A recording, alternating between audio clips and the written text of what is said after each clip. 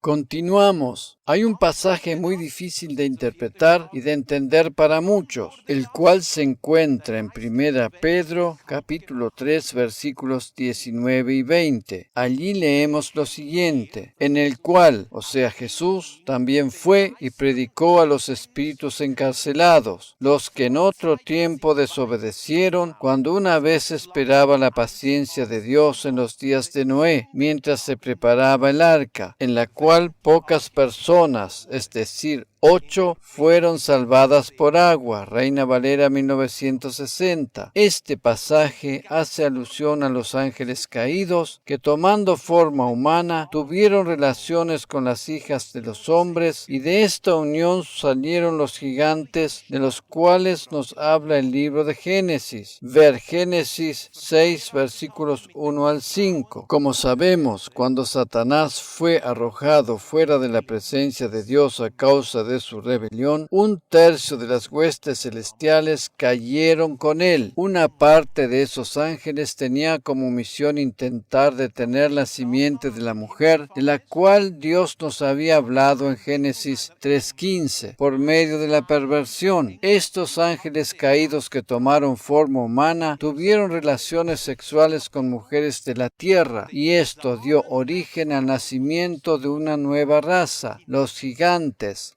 Nefil. Con esto el enemigo tenía como propósito pervertir la simiente de la mujer, de donde más tarde habría de venir Jesús. Este fue el primer intento que hizo Satanás para tratar de evitar que se cumpliera la promesa de la llegada del Mesías. La unión sexual entre seres angelicales caídos y mujeres humanas dio como resultado una raza grotesca y monstruosa. Esa es la razón por la cual Dios envió el diluvio. El diluvio no tenía como propósito eliminar la raza humana, sino por el contrario, salvarla. Si Dios no hubiese intervenido en aquella oportunidad, el mundo estaría lleno de seres con características monstruosas y grotescas que en nada se parecerían al ser humano que Dios ideó en un principio. Estos seres espirituales o ángeles caídos que cometieron aquella acción fueron encerrados en prisiones eternas en el lugar que la Biblia denomina Tártaro, el cual es un compartimento dentro del Hades o Seol. Es un nivel de mayor profundidad del infierno donde están encarcelados estos ángeles en espera del juicio del gran día. Cuando Jesús culminó su obra de la cruz, fue hasta el lugar donde estaban encerrados estos ángeles caídos y les dio a conocer la noticia. Él no fue a evangelizarlos, sino solo a hacerles saber lo que había sucedido. La palabra que el original griego utiliza aquí y que se traduce como predicar es keruso, y no significa aquí exactamente evangelizar, sino más bien proclamar, publicar o divulgar. Si bien es cierto que en algunos casos este término se puede traducir como evangelizar, de ninguna manera en este caso. Jesús no les predicó el evangelio a los ángeles caídos que están en prisiones como algunos piensan. Por el contrario, Él solo les anunció o les hizo saber lo que había sucedido. Estos seres que están prisioneros en aquel lugar no son seres humanos, sino aquellos ángeles caídos de los cuales hace mención el libro de Génesis en los días de Noé. En otras palabras, Jesús no fue hasta allí para darles una segunda oportunidad de salvación, ni para predicarles el Evangelio como muchos creen. Es muy importante entender esto de manera correcta. Él solo fue hasta ese lugar para darles a conocer a los ángeles caídos lo que acababa de suceder con la obra de la cruz. Con este anuncio que Él les hizo a los espíritus malignos en prisión, se dio a conocer la noticia al mundo espiritual. Con esta proclamación, Jesús les anunció a los ángeles caídos de Génesis 6 en prisión su victoria en la cruz. La exclamación de la proclamación de Jesús fue para hacerles saber que el intento satánico de corromper la semilla de la mujer había fracasado. Su presencia en el Hades o Seol demostró que la obra expiatoria expiatoria estaba cumplida. Satanás sabía que la simiente de la mujer traería al Mesías y por eso trató de destruir la línea de salvación, instruyendo a los ángeles caídos para que se multiplicaran con las mujeres humanas. Satanás hizo esto en un intento de corromper la semilla de tal manera que la profecía de Génesis 3:15, la promesa del Salvador venidero, no llegara a cumplirse. A través de la instrucción de Satanás de que los ángeles debían mezclarse con las mujeres humanas, nacieron los gigantes, Nefilim, una grotesca raza de superhombres con superpoderes. El diluvio destruyó el producto originado de la relación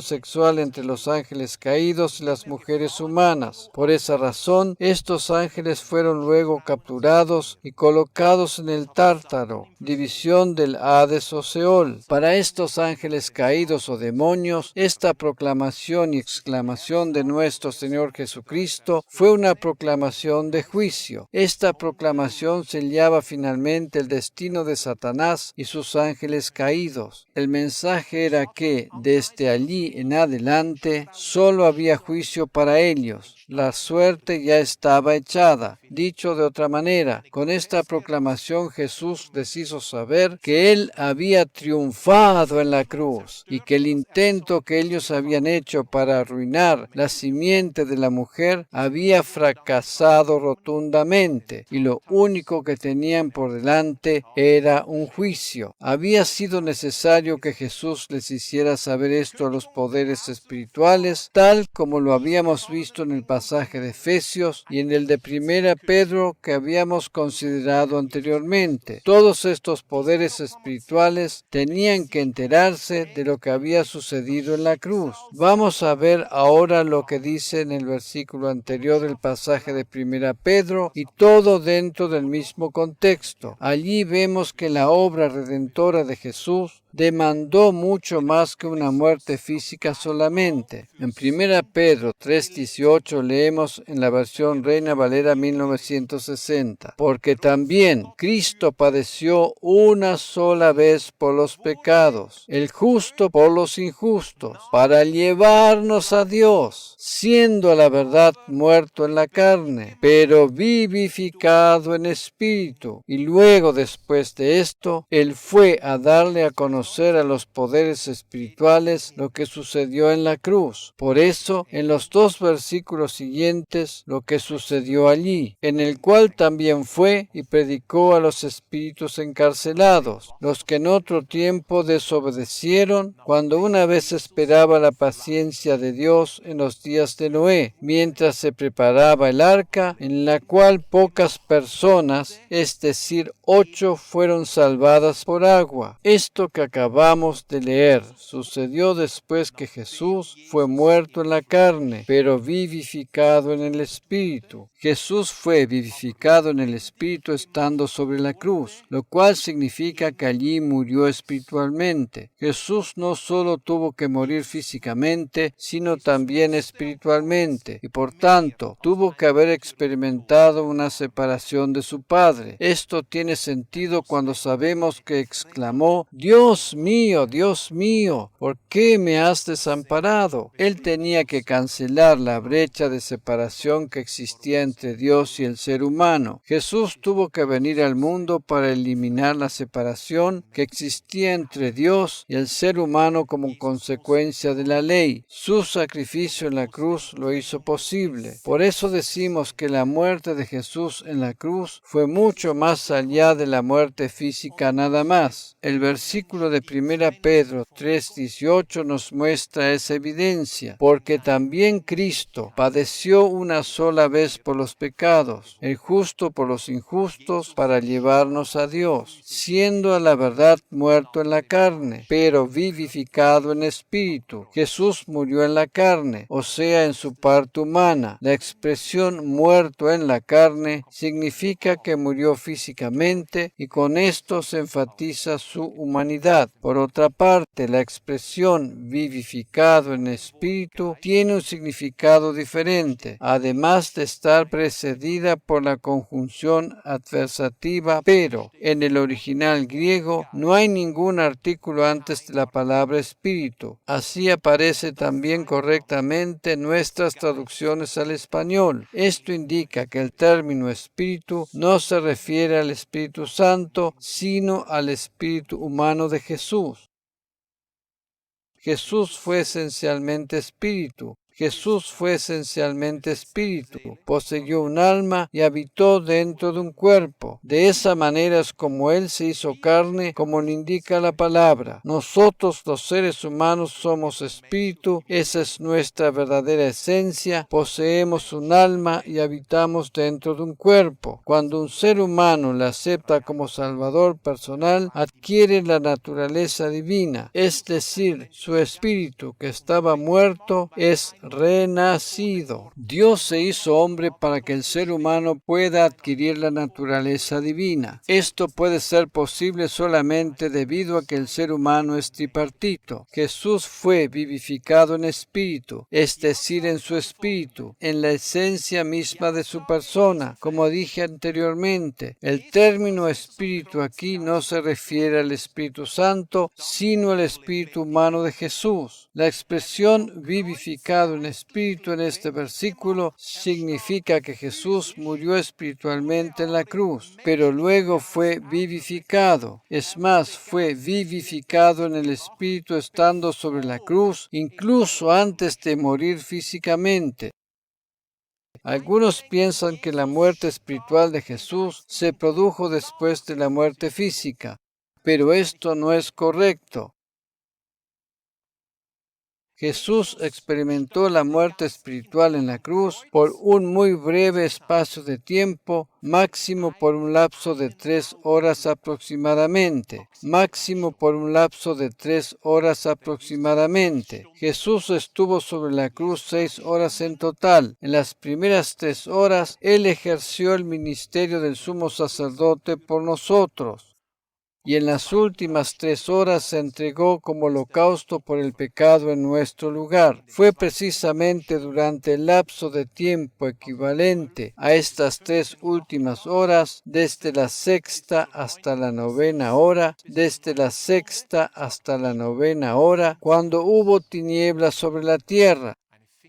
En Mateo 27, versículos 45 y 46, leemos: Y desde la hora sexta hubo tinieblas sobre toda la tierra hasta la hora novena. Cerca de la hora novena, Jesús clamó a gran voz, diciendo: Elí, Elí, lama sabactani. Esto es: Dios mío, ¿por qué me has desamparado? Reina Valera 1960. Estas tinieblas de las cuales nos habla la palabra de Dios eran tinieblas sobrenaturales. No hubo oscuridad solamente porque las nubes taparon el sol ni porque vino una gran tormenta, sino que dicha oscuridad fue una manifestación física de lo que estaba sucediendo en el mundo espiritual. En ese lapso de tiempo Jesús estuvo separado de su Padre. Esa separación llegó a ser tan profunda que Él ni siquiera le llama Padre sino Dios. Antes de la obra de la cruz, Jesús siempre se dirigía a Él como Padre. Jesús les decía a sus discípulos: el Padre y yo somos uno. Él nunca dijo Dios y yo, sino el Padre y yo. En todo momento Jesús habló de la relación íntima que existía entre Él y su Padre. Sin embargo, sobre la cruz y bajo el peso del pecado de la humanidad, Jesús se dirigió a su Padre en otros términos, a decir: Dios mío, ¿por qué me has desamparado? Estaba expresando la separación que se produjo entre los dos. Antes de conocer a Cristo como nuestro Salvador personal, hablábamos de Dios como un ser lejano, pero luego de la conversión, Él pasó a ser nuestro Padre y entramos en una íntima relación con Él. Es más, Jesús utilizó el término Abba, el cual expresa una relación cariñosa, íntima y personal entre un padre y un hijo. En esas 3 horas de la cruz, Jesús tiene que haber experimentado la muerte espiritual, pues de otra manera no diría en este versículo que fue vivificado en el Espíritu. Esto sucedió antes de que muriera físicamente.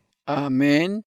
La última frase que Jesús dijo sobre la cruz antes de expirar o morir físicamente fue: Padre, en tus manos encomiendo mi espíritu. Esto nos muestra claramente que Él fue vivificado en el espíritu antes de morir físicamente. Esto fue así porque Jesús tuvo que pagar el precio completo por nuestra redención. Si no hubiese sido así, nosotros estaríamos perdidos no solo en el espíritu, sino también en el alma y en el cuerpo. La obra redentora de Jesús involucra todo nuestro ser y abarca tanto el espíritu como el alma y también el cuerpo. Antes de conocer a Cristo como nuestro Salvador personal, estábamos espiritualmente muertos. Eso quiere decir que estábamos separados de Dios. El nuevo nacimiento nos concede vida espiritual. Jesús no descendió al lugar donde estaban los muertos en ese breve espacio de tiempo mientras estuvo sobre la cruz para ser torturado por Satanás, y tampoco estuvo en ese compartimento del Hades donde estaban los perdidos eternamente para que el diablo pudiera hacer con él como se le antojara. Por el contrario, estando aún sobre la cruz y después de haber muerto espiritualmente primero y físicamente más tarde, él descendió al Hades, pero se mantuvo dentro del compartimento denominado el seno de Abraham, donde estaban esperándole los santos del Antiguo Testamento. Desde allí les comunicó su victoria a los ángeles caídos. Después de hacer esto, 3 días más tarde, resucitó triunfante, venciendo así el poder de la muerte. Él mismo se lo dijo al apóstol Juan en su revelación del Apocalipsis: No temas, yo soy el primero y el último, y el que vivo, y el que estuve muerto, mas he aquí que vivo por los siglos de los siglos. Amén. Y tengo las llaves de la muerte y del Hades. La proclamación que les fue dada a los espíritus que estaban encarcelados era una proclamación de juicio. Por otra parte, para nosotros, la proclamación del Evangelio es una proclamación que trae salvación. El Evangelio no le es predicado a los muertos para que tengan una segunda oportunidad de salvación, sino que cada persona escucha el Evangelio mientras está viva y tiene la oportunidad de aceptarlo o rechazarlo. Pero después de la muerte no hay más oportunidad. Voy a repetir algo una vez más para dejar bien en claro todo este tema y contrarrestar así una enseñanza errónea que circula entre los círculos cristianos. Jesús no descendió al Hades, o lugar donde estaban los muertos, para predicarles el Evangelio y otorgarles la oportunidad que se arrepientan. Eso no es así de ninguna manera. Él fue allí para comunicarles su victoria en la cruz y hacerles saber a la misma vez que les esperaba un juicio, con el correspondiente castigo. Aquellos que pregonan esta doctrina errónea hacen una mezcla del pasaje de 1 Pedro 3, versículos 18 y 19, con otro pasaje de 1 Pedro capítulo 4. Vamos a considerar este pasaje para tener claridad en este punto. En 1 Pedro 4, 6 leemos lo siguiente: Porque por esto también ha sido predicado el Evangelio a los muertos, para que sean juzgados en carne según los hombres, pero vivan en espíritu según Dios. Reina Valera 1960. Hay muchos que toman este pasaje para confirmar la teoría de que Cristo les concedió una oportunidad de arrepentimiento a los ángeles caídos que estaban en prisiones eternas, pero esto es completamente erróneo. Esto no forma parte del mismo contexto del capítulo anterior y tampoco se refiere necesariamente a que sea Cristo el que predica o anuncia el Evangelio. No se debe establecer una conexión entre estos dos pasajes de 1 Pedro como si se refirieran al mismo tema. Este versículo tiene que ver con aquellos muertos quienes en la vida escucharon la predicación del Evangelio y murieron como mártires porque fueron juzgados en la carne según los hombres, pero que de acuerdo acuerdo a Dios, están vivos en el Espíritu. Este pasaje no habla que Cristo haya predicado el Evangelio a los muertos que estaban en el Hades para otorgarles una segunda oportunidad de salvación. Lo que tiene que ver con predicación aquí es que hay muertos que han sido juzgados según los hombres en la carne, dado a que fueron condenados por los hombres y murieron en el martirio, pero que según Dios viven en el Espíritu, lo que significa que fueron salvados espiritualmente y habrán de ser arrebatados junto con los demás creyentes. Dicho en otras palabras, estos muertos habían escuchado el Evangelio mientras estaban vivos. El asunto del juicio eterno es determinado por la respuesta que cada uno dio al Evangelio mientras estaba vivo. Amén.